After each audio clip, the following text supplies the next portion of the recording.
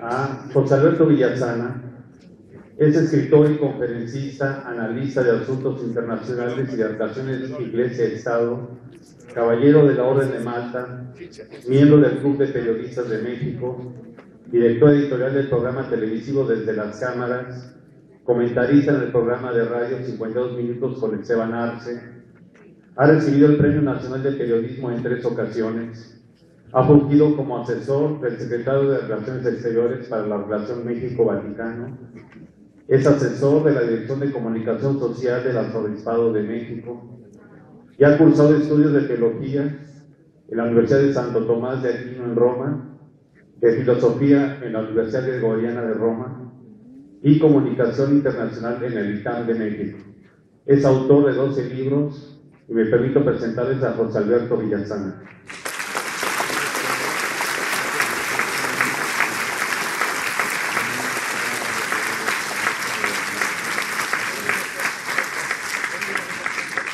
Ahora también tengo el gusto de presentarles a Roberto Farrell Corona, laico nacido en la Ciudad de México, casado y padre de 3 hijos, estudios de comunicación por la Universidad Intercontinental y por la Universidad Iberoamericana. Ha realizado estudios de posgrado con especialización en ciencias sociales por el Instituto de Integración Iberoamericana. Es profesor de Biblia en diversas iglesias e institutos de evangelización. Es comendador de la Orden Pontificia de San Gregorio Magno. Es agregado espiritual de la Orden del Carmen, realizador, productor, conductor de diversos programas de radio y televisión, en colaboración con Radio Vaticana y con el Centro Televisivo Vaticano. Es conferencista, escritor y periodista, autor de los libros El Pulso del Papa, Una mirada del Romano Pontífice, El Pulso de la Fe, Una mirada a lo que nos hace creer, y El Hijo del Carpintero. Ambos son miembros del Gólgota, una revista de reflexión, un punto de reflexión en nuestra fe, y me permito presentarles a Roberto Farrell.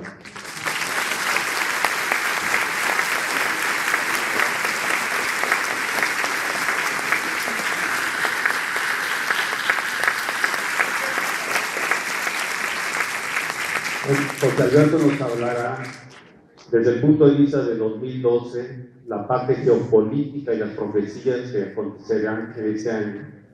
Y Roberto también nos hablará del panorama de 2012 en nuestra iglesia. Me permito dejarlos con José Alberto y Roberto.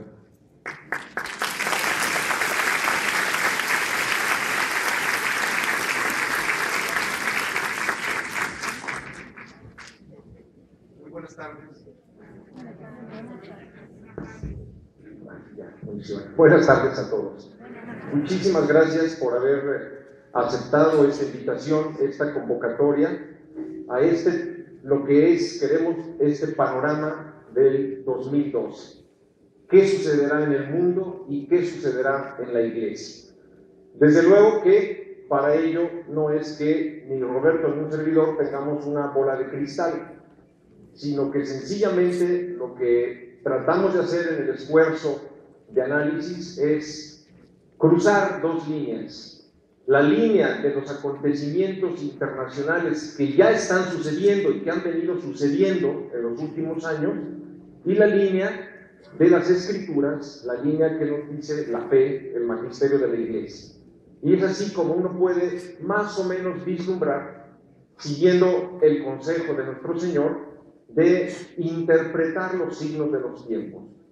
Jesucristo nos anima a interpretarlos y a tomar previsiones, a prepararnos, sobre todo espiritualmente, no haciendo acopio de agua, no haciendo acopio de alimentos, no construyendo búnkers, ni nada de eso que muchas veces se está proponiendo, sobre todo en los Estados Unidos, sino más bien con una preparación espiritual y en la esperanza. Porque si en las Escrituras Dios nuestro Señor quiso delimitarnos y darnos pinceladas de lo que va a suceder, es por nuestro bien. Y por eso hemos querido organizar esta conferencia con un motivo de esperanza, para suscitar esperanza y confianza y optimismo. Si bien a esta época que estamos viviendo se le conoce bíblicamente hablando como los últimos tiempos, son en la antesala de los tiempos nuevos que vienen. Estamos acercándonos a nuevos tiempos, a una etapa maravillosa para la humanidad y para la iglesia, una etapa de un bienestar espiritual para la humanidad y material también, y es lo que tiene que mantenernos anhelantes, optimistas y siempre confiados en Dios nuestro Señor. Ese es el objetivo de esta conferencia y esperemos alcanzar esa meta que nos hemos trazado.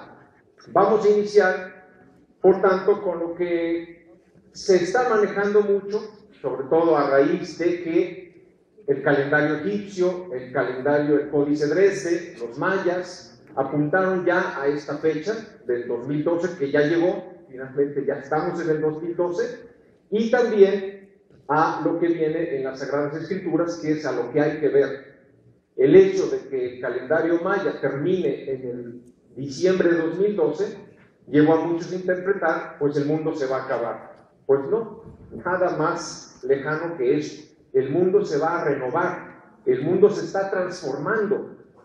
Claro, el chamuco, el coludo, pues no quiere y sabe que le queda poco tiempo, y por eso está desesperado, y por eso tanto incremento de violencia y de injusticia en el mundo.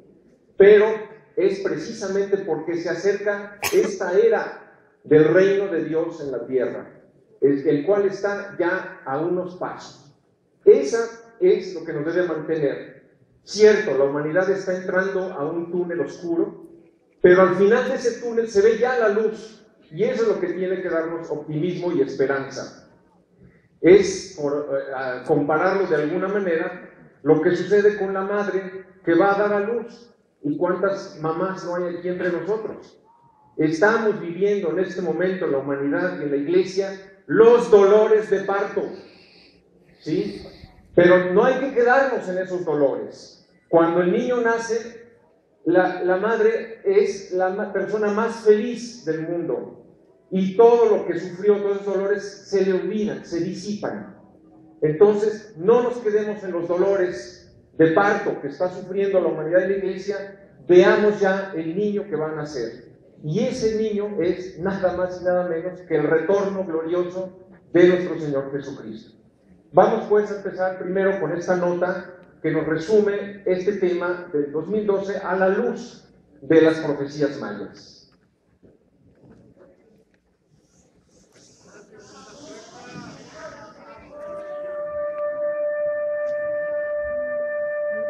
La fecha del 21 de diciembre de 2012 no representa el fin del mundo, sino la alineación geodésica y astronómica del eje de precesión de la Tierra, con su línea ecuatorial y con el plano de la eclíptica del Sol. Ese movimiento, que obedece a la inclinación de la Tierra, tiene una duración de 25.625 años, dentro de un gran movimiento elíptico que, al ser tal, puede ser dividido en dos fases iguales. A su vez, ese gran movimiento puede ser dividido en 5 fases de 5.125 años cada una, que es cuando se armonizan el calendario lunar y el calendario solar. Los mayas lograron calcular la duración de todo el gran movimiento y de esas 5 fases, que ellos llaman soles, y plasmaron en un calendario que hoy se conoce como el Códice Dresde. La duración del último sol, que va del año 3116 a.C. al 2012 después de Cristo. El hecho de que el calendario maya concluya a finales de este año es lo que llevó a muchos a hablar del fin del mundo, nada más equivocado y gratuito.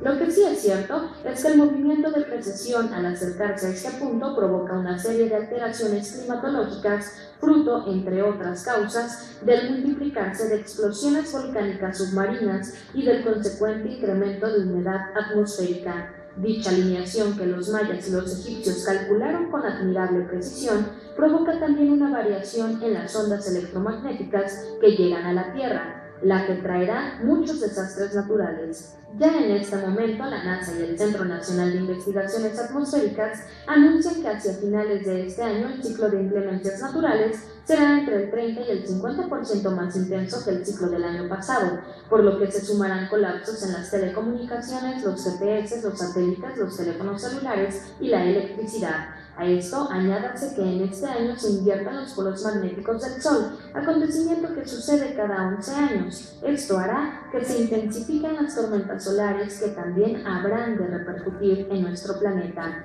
Después de todo esto, en el año 2013 volverá la calma y se reanudará la vida normal de nuestro planeta.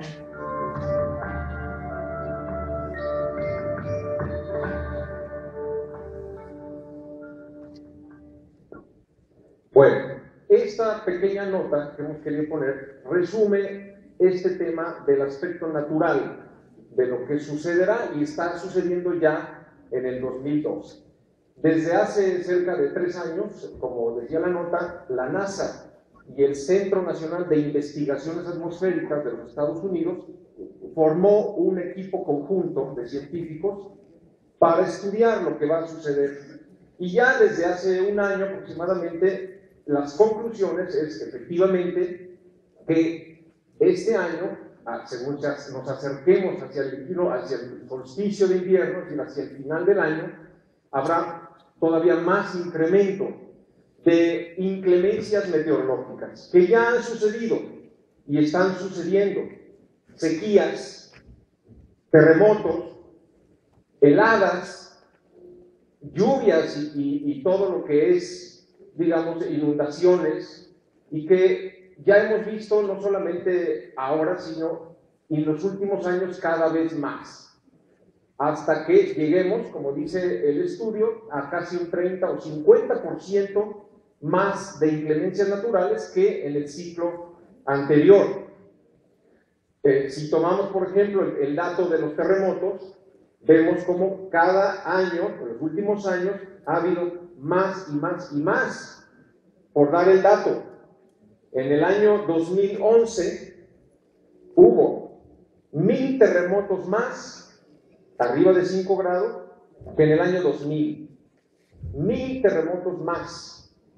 Se espera que este año habrá todavía muchos más de los que ha habido. Y lo mismo se puede decir de otro tipo de inclemencias y desastres naturales, ¿sí? Pero esto, y por eso lo hemos puesto al inicio de esta nota, es a lo que menos importancia deberíamos de darle. ¿Por qué? Porque ¿qué sucederá en este diciembre de 2012? Nada. ¿Qué sucedió el 31 de diciembre del 2011 cuando se acabó el año? No sucedió nada. Llegó el 1 de enero, estábamos todos un poco más crudos y desvelados, pero pues sigue el calendario y el nuevo año. Lo mismo podemos decir de este movimiento que ya no obedece a la traslación de la Tierra, sino a la precesión de los equinoccios. Terminará este gran ciclo que dura 25.625 años y que sí, por llegar a esta conjunción del eje de la Tierra con la eclíptica del Sol, trae toda esta serie de desajustes provocados. ¿Por qué? Porque está habiendo más atracción de los volcanes, están explotando más volcanes. El problema es que el 85% de los volcanes activos están abajo del mar, es decir, no los vemos cuando explotan. Lo que sí sabemos es que provocan un incremento en la humedad atmosférica, y esa humedad atmosférica trae todos estos desajustes.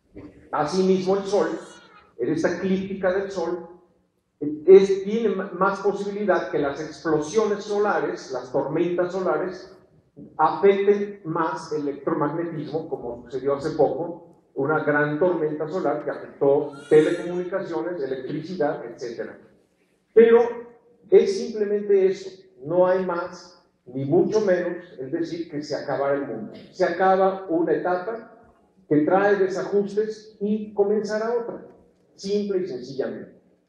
Tanto es así que aquellos que hablaban del fin del mundo y viendo que ya estamos en el 2012 y no se acaba el mundo, bueno, entonces ahora ha empezado otro tema, otro tema para seguir vendiendo sus libros, y ahora están diciendo sobre este salto cualitativo de la conciencia de la humanidad, lo cual también pues es una aberración, ¿sí? Es algo en lo que tampoco hay que prestar atención, porque son términos que no tienen en sí mismo ningún significado, y es la nota que vamos a ver a continuación. Cómo ahora el esoterismo se adueña de este tema, porque al ser el movimiento una elipse, esta gran cuenta, que podemos dividir en dos partes de 12.812 años cada una, y porque el Códice Dresde le llama de alguna manera la noche de la humanidad. Bueno, pues está sucediendo que ahora lo que va a comenzar en diciembre de 2012 es el Día de la Humanidad, y de ahí derivan una serie de interpretaciones esotéricas, repito, también desatinadas y sin fundamento. Vamos a ver esta nota.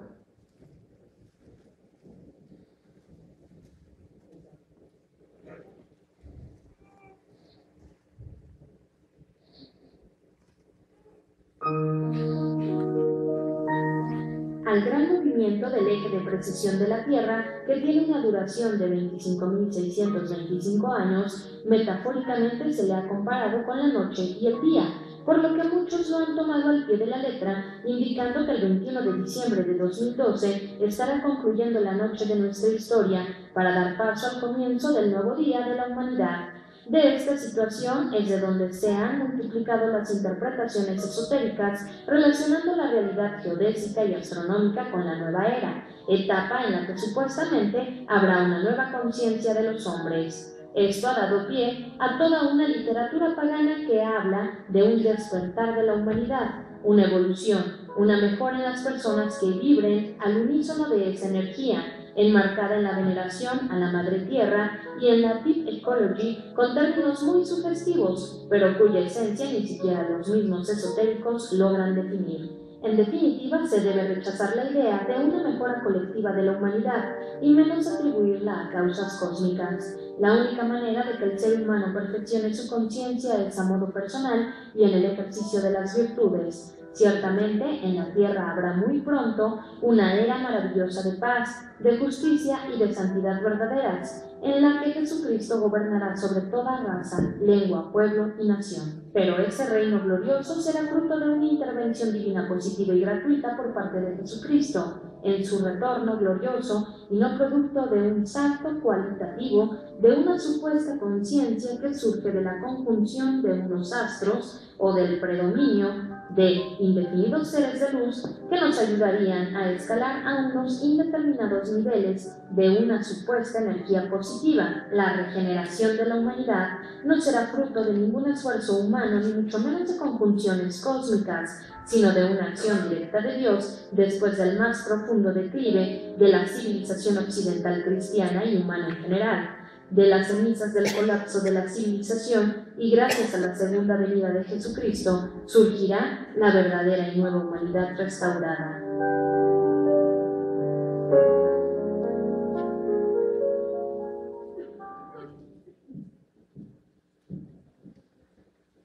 Bueno, entonces, esta interpretación segunda, que ya va más allá de lo natural y que trata de ser sobrenatural, en realidad esto está tomada del esoterismo, de diversas corrientes gnósticas, de diversas corrientes, algunas muy antiguas, pero que se han propuesto centrar todo su esfuerzo y toda su conjunción en el 2012.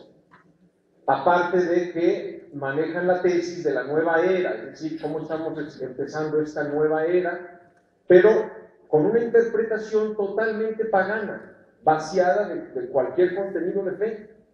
Es simplemente que aquellos que se conecten con estas vibras, no dicen cómo son las vibras, que consisten, con esa supuesta nueva energía, que tampoco logran definir, esta nueva conciencia de la humanidad, que pues más bien los acontecimientos demuestran que la conciencia humana se está perdiendo, y que quieren tergiversar y llevarnos a una creencia vaga, vacía del contenido de fe.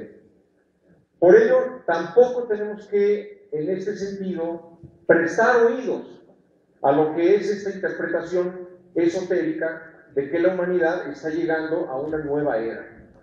Sí está llegando, repito, estamos acercándonos a una etapa de la humanidad en que habrá una nueva humanidad donde exista una verdadera santidad, una verdadera justicia, una verdadera hermandad entre todos, pero no de tipo pagano, sino una nueva humanidad que Cristo viene a inaugurar y que es ahí en donde tenemos que centrarnos para que nuestra fe se fortalezca cada vez más. Entonces, esta es la segunda tesis. Después habrá tiempo si hay preguntas, pero aquí podemos encontrar toda una serie de filosofías nuevas, muy llamativas, muy sugestivas, y que tenemos que tener cuidado, porque esta nueva etapa de la humanidad, del reino de Dios en la tierra, va a tratar de ser falsificada, ¿sí?, con anterioridad, a través de usurpar el significado de los acontecimientos. Yo siempre he dicho que el problema no es lo que va a suceder, el problema es la interpretación que le quieren dar a los acontecimientos que van a suceder. Y precisamente por eso estamos aquí, precisamente por eso el trabajo de nuestro amigo Roberto Farri, el trabajo de nuestro amigo Luis Eduardo López Padilla, aquí presente, el trabajo de tantas personas que quieren darle a lo que está sucediendo su significado genuino, su significado exacto, derivado de la fe. Entonces, vamos a adentrarnos ahora, dejando a un lado lo que dicen el calendario maya, el calendario egipcio, dejando a un lado lo que dicen las interpretaciones esotéricas y de la New Age. Vamos a centrarnos ahora en lo que sí tenemos que poner atención, y es qué nos dicen las Escrituras. ¿Qué nos dicen las Escrituras que va a suceder?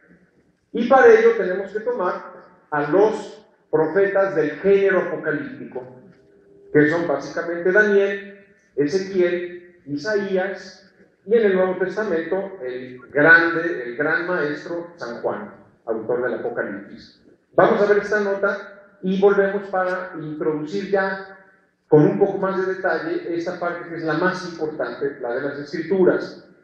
Quiero, antes de continuar, pedir perdón a muchas personas que se quedaron de pie. No esperamos realmente una respuesta tan grande, pero pues hemos preferido que pasen, aunque sea de pie, y que no se pierdan esta conferencia, ¿verdad?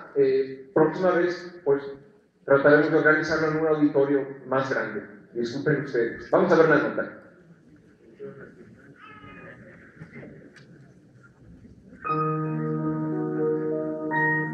Al gran movimiento del eje de precisión de la Tierra, que tiene una duración de 25.000.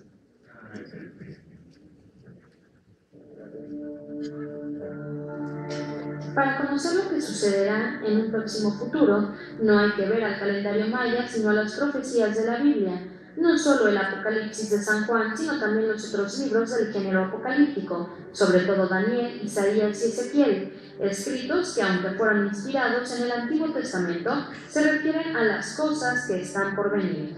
Ezequiel, por ejemplo, profetizó cientos de años antes de Cristo que Dios volvería a reunir a su pueblo, después de más de 1000 años de dispersión al haber sido expulsado de la antigua Canaán, y volvería a traer a su tierra. Esta profecía ya se cumplió el 14 de mayo de 1948, cuando se fundó el Estado de Israel en Palestina.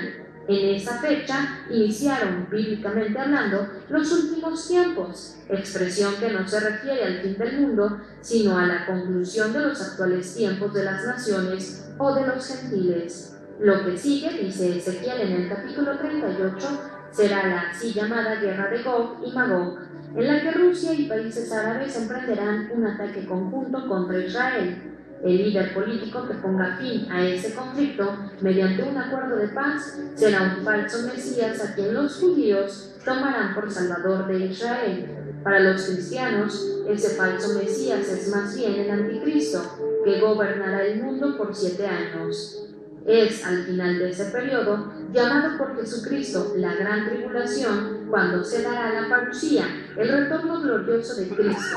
Será él quien, en el valle de Armagedón, al norte de Israel, derrote al anticristo con el soplo de su aliento e instaure su reino en el mundo después de llevar a cabo el juicio a las naciones, que no se debe confundir con el juicio universal que se dará después del fin del mundo y en el cielo. La guerra es la primera señal de que la gran tribulación está cerca, siendo el mismo Jesucristo quien puso este signo como comienzo de los demás desastres. Se levantará nación contra nación y reino contra reino. El signo de la guerra está representado dentro de los 4 jinetes del Apocalipsis por el caballo negro, mientras que el caballo rojo es el hambre, el amarillo las epidemias y el blanco representa el supremo engaño del anticristo. Estos signos profetizados serán las expresiones de un Satanás furioso que sabe que no le queda mucho tiempo, pues Cristo está a punto de regresar para liberarnos e inaugurar su reino de paz, de santidad y de justicia en el mundo.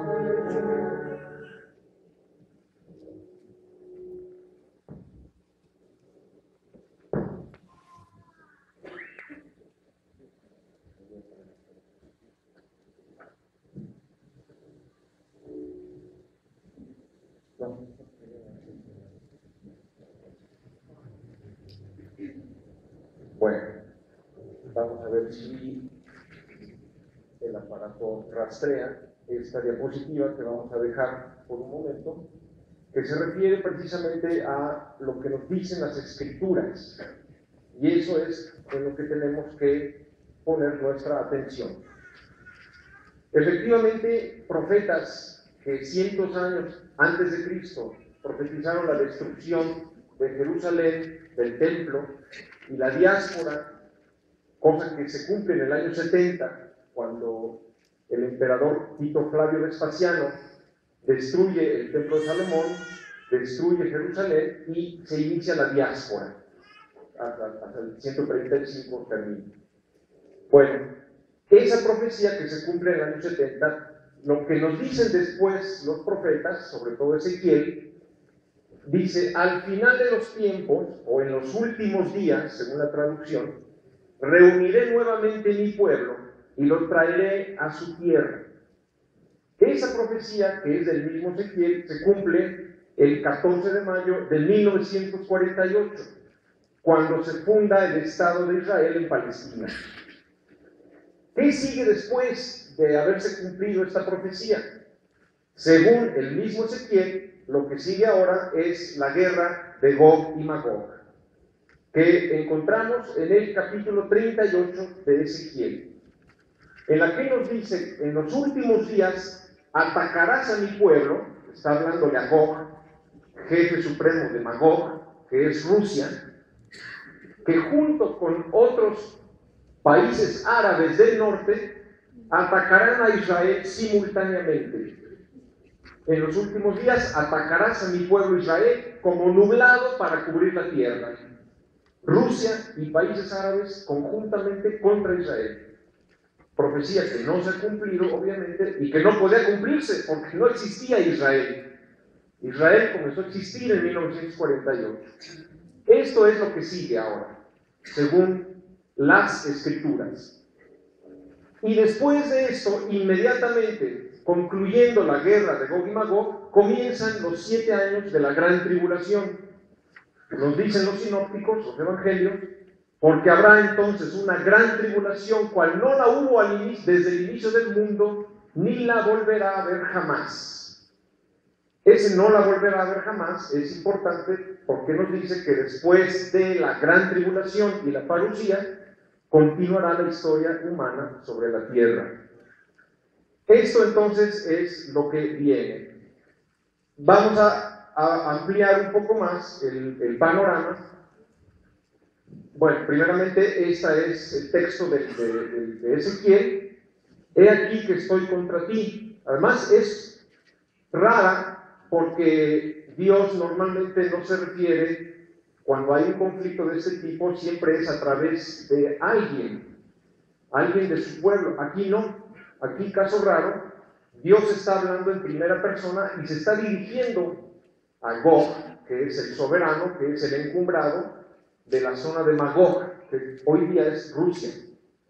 Al líder de esa campaña militar, Dios le está hablando en primera persona y le está diciendo: estoy contra ti, Gog, príncipe soberano de Mesec y Tubal, que es la actual Rusia y los actuales ex repúblicas comunistas soviéticas, sobre todo el Turkmenistán, el Uzbekistán y toda esa zona de ahí hasta llegar a Turquía. Te sacaré con todo tu ejército, dice Dios nuestro Señor. Con ellos, con Rusia, está Persia, que es hoy día Irán. Está Kus, que es hoy día Etiopía. Está Fut, en aquella época así se llamaba, hoy día se llama Libia. Todos ellos armados con escudo y yelmo. Está Gomer con todas sus tropas, que es toda esta zona del Cáucaso, las antiguas repúblicas soviéticas, y la casa de Togarma, que hoy día corresponde a Turquía.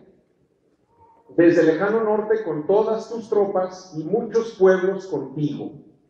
Entonces, por una situación, se da este ataque conjunto de estos países árabes y de Rusia contra Israel.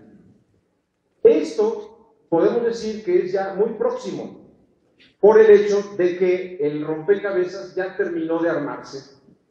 El último país ha sido Turquía, quien hasta hace poco era aliado de Estados Unidos, de la OTAN y de Israel, se acaba de separar de la OTAN y se acaba de aliar con Siria. Ha roto esta alianza y ahora está también Turquía en contra de Israel. Por tanto, podemos decir que este rompecabezas ya está armado y podemos aquí pasarnos pues mucho tiempo hablando de cuál es la situación en este momento en el Golfo Pérsico, que podemos llamar ya de una gran tensión. Al menos hay 20 portaaviones nucleares de Rusia, de Estados Unidos, de la OTAN, cerrando el estrecho de Hormuz, en la parte de abajo del Golfo Pérsico, esperando cualquier provocación para emprender este ataque. Los países acaban de retirar en esta semana sus embajadas de Siria, previendo ya que la escalada de violencia va a continuar y que en cualquier momento esto se va a desbordar. Por otro lado, tenemos también las amenazas de China y de Rusia contra Estados Unidos y Occidente, al punto de haber vetado las resoluciones en contra de Siria. Siria, que está íntimamente aliada a Irán. Y podríamos seguir aquí con los datos geopolíticos, datos de noticias que están surgiendo en estos días de cómo esta guerra profetizada por Ezequiel es ya inminente, está ya a la vuelta de la esquina. Ojalá no sucediera, pero los hechos parecen decirnos que estamos próximos a esta guerra. Ahora bien, claro, esta guerra que no deja de ser tremenda, no deja de ser muy peligrosa, porque hoy día se está ya manejando armamento nuclear y porque además puede provocar una serie de carambolas en todo el mundo y armarse ya un conflicto mundial verdaderamente de dimensiones que no logramos ni imaginar. ¿Cuál es? Acabo de escribir hace poco un artículo que se titula La buena noticia de la Tercera Guerra Mundial. Una buena noticia, pero ¿cómo buena noticia? Pues sí, porque esta guerra, este conflicto, de suyo no va a llegar a su fin. Según Ezequiel, esta campaña militar va a ser frustrada por una intervención divina directa que la va a detener para salvar precisamente a Israel de esta destrucción. Es, por así decir, el momento en que Dios va a romper su silencio, que lleva ya 2000 años casi de silencio, respecto a Israel. Cuando el pueblo elegido rechazó al Mesías y lo crucificó y lo hizo a un lado, Bueno, pues Dios respeta la libertad del pueblo elegido, quien ya muchas veces le había traicionado. Dios había guardado silencio muchas veces respecto a su pueblo, el destierro a Babilonia, el destierro en Egipto, la invasión persa, la invasión romana, la invasión griega, y que siempre dicen los profetas por haber sido infiel a la alianza. Bueno, la última y gran infidelidad fue haber dado muerte al Mesías. A partir de ahí se hizo un divorcio en la historia de la salvación, pero ese divorcio tiene que armonizarse de nuevo. No puede quedar en una aparente derrota del Hijo de Dios, del Mesías. Entonces, Dios va a romper el silencio que ha guardado respecto a Israel a través de una defensa milagrosa, portentosa de su pueblo, que va a frustrar este ataque.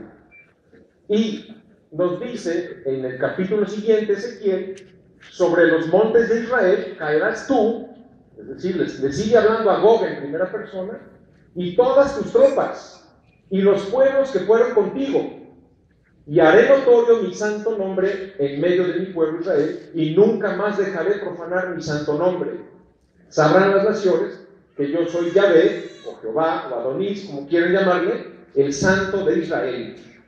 Es decir, en ese momento, porque además nos dice en el capítulo 30, 38, cómo va a ser esa intervención divina. Mediante un gran terremoto, por una gran tempestad, granizos, fuego y azufre, y por una confusión masiva, dice Ezequiel, en la que los agresores comenzarán a matarse entre sí. El hecho es que no lograrán destruir Israel, y además, ¿cuál será la devastación? Que nos dice Ezequiel, que Israel tardará 7 meses en enterrar los cadáveres de todos sus enemigos. En ese momento, toda la humanidad, incluidos los árabes, reconocerán que el Dios verdadero es el Dios de Israel. Y en ese instante comenzará este periodo de 7 años previos al retorno de Cristo. Esa es precisamente la buena noticia. ¿Cuál es el problema, por así decir, de esto? Que es en sí algo positivo ya, es decir, volvemos aparentemente a la antigua economía salvífica. El problema está en que el líder que surja para poner fin a esta guerra, esa persona será tomada por el pueblo de Israel como el Mesías que están esperando. Y ese personaje, para nosotros los cristianos, es nada más y nada menos que el anticristo, el cual gobernará el mundo por 7 años, impondrá un gobierno por 7 años. Y al final, a la conclusión de estos 7 años, de esta gran tribulación, es cuando se da el retorno de Cristo, quien vuelve, invocado no por los cristianos, sino invocados por los judíos, que se verán sitiados en el valle de Armagedón, al norte de Israel, por el anticristo y sus tropas, quien va a querer destruir Israel. Entonces es en ese momento cuando el pueblo judío invoca a Jesucristo para que venga a librarlo de esa destrucción. Y es ahí donde se da la parucía. Si vemos la siguiente gráfica, tenemos un resumen de lo que es esto que acabamos de describir. Primeramente, esta guerra de Ezequiel, o guerra de Gog y Magog, que es lo que sigue, lo que viene ahora, y sin duda, pues si no es en una semana o en un mes, pero de que es en 2012, es en 2012. Ya no hay más tiempo para Israel y para Occidente a este conflicto. Tanto así, por ejemplo, que Obama ha sacado las tropas de Irak. Pues sí, las ha sacado de Irak, pero lo que no dice es que las mandó a la frontera con Siria. Y tampoco se dice, por ejemplo, que en este momento se tiene ya planeado el ataque, el cual será no dirigido por Estados Unidos ni por Israel, sino por el Reino Unido. Inglaterra va a ser quien dirija este ataque que viene próximamente contra Siria. Está ya todo planeado. La CIA está desestabilizando a través de Al Qaeda fíjense nomás, la CIA está suministrando armas a Al Qaeda para derrocar el régimen sirio y para desestabilizar el país sirio. Y podríamos seguir aquí dando datos de cómo se está preparando ya este ataque próximo contra Siria. Bueno, de esta guerra próxima de Ezequiel, repito, concluye con una firma de paz. Aquel que firme el acuerdo de paz para poner fin a esta guerra, ese es el anticristo. Y ese día de la firma del acuerdo de paz, comienzan los 7 años de la gran tribulación. 7 años que están divididos en 2 partes exactas cada una, de 1260 días, nos dice San Juan, y nos dice también Daniel. 3 años y medio cada una. ¿Cuál es la diferencia? Pues en primer lugar, que a esta primera mitad se le puede llamar de una falsa paz.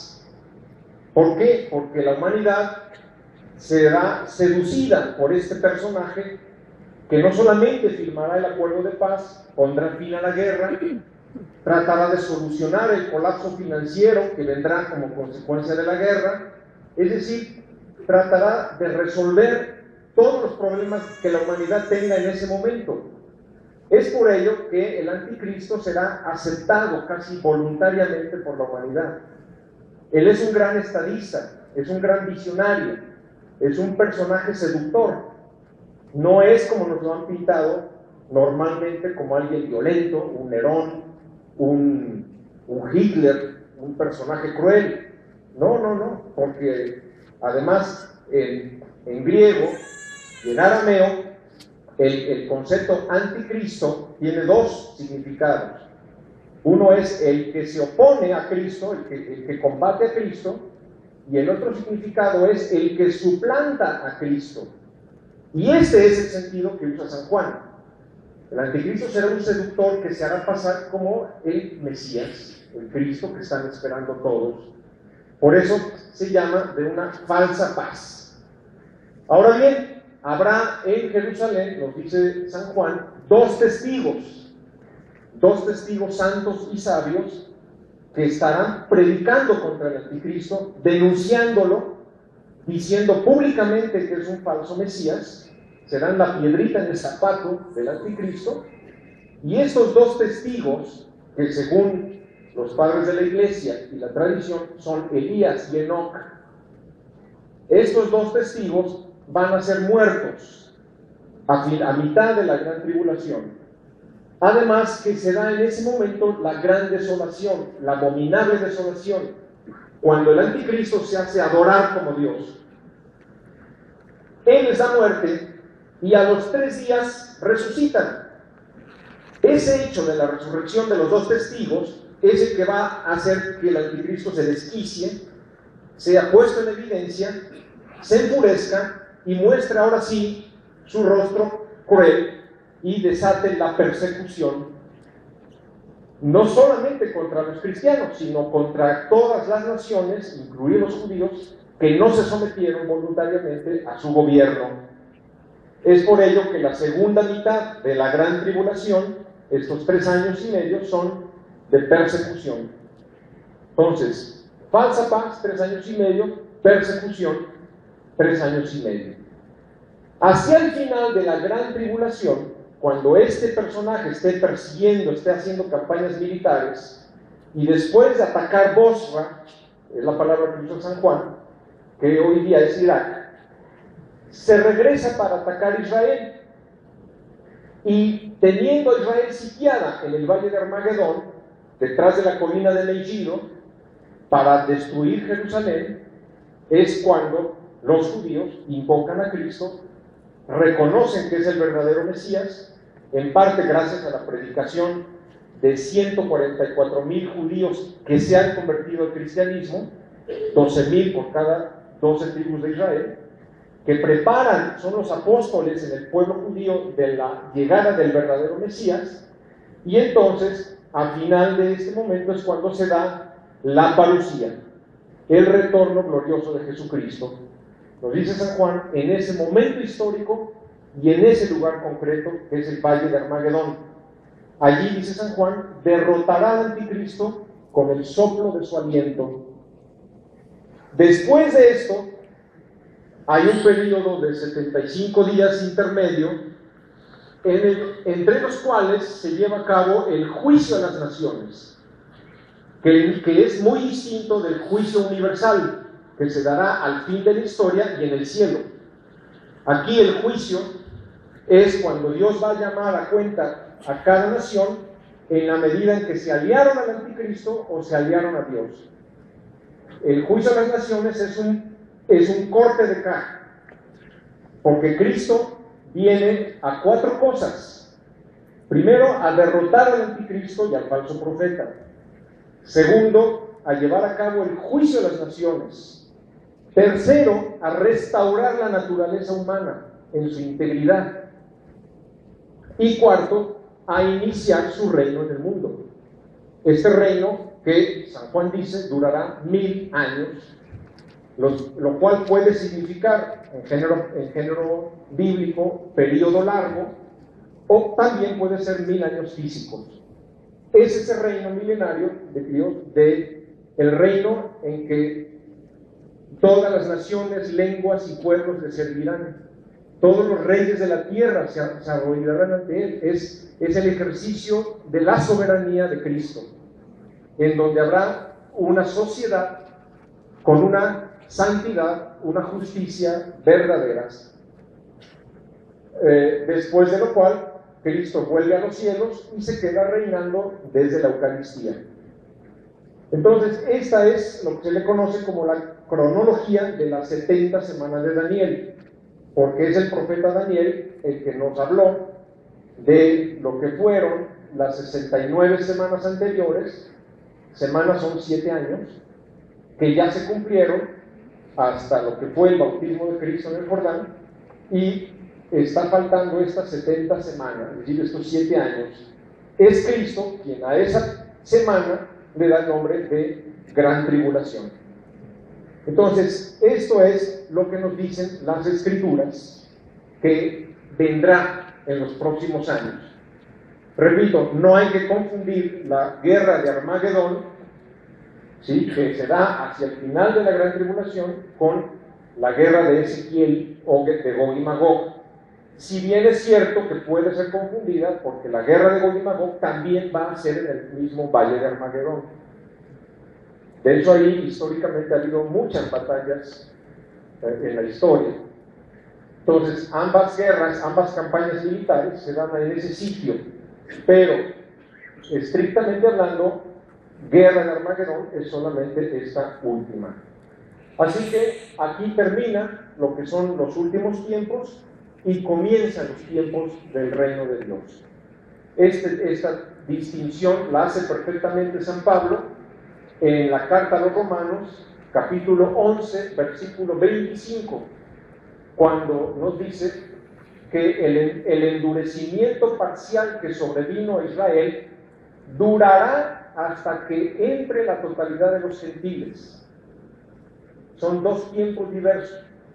Estamos viviendo los tiempos de las naciones, los tiempos de los gentiles, cuando el último gentil, que somos nosotros, es decir, los no judíos, el último gentil llamado por Dios a formar parte de su iglesia haya entrado, ese día se cierra el tiempo de la iglesia y de las naciones, comienza este tiempo transitorio, podríamos decir veterotestamentario, de 7 años, y después comienza el tiempo del reino de Dios, que es al que nos estamos acercando y que es al que tiene al chamuco muy enojado, porque sabe que viene el triunfo de Dios y está tratando de hacer que se pierdan los más posibles. Por tanto, esto, si viene, es el primer signo que Cristo les da cuando le preguntan: ¿y qué signo nos das de que estas cosas van a suceder? Y les contesta inmediatamente: se levantará nación contra nación y reino contra reino. Es Israel el cronómetro de Dios. Lo que sucede con Israel es lo que nos dice lo que va a suceder después. Y evidentemente, como siempre sucede, después de una guerra, de un conflicto mundial, pues vienen los otros jinetes del Apocalipsis, es decir, el hambre, la carestía, colapso financiero y otra serie de cosas, consecuencias de esta guerra en Medio Oriente. Y el cuarto jinete del Apocalipsis, el blanco, que es un remedio, porque dice San Juan que Cristo volverá montado en un caballo blanco.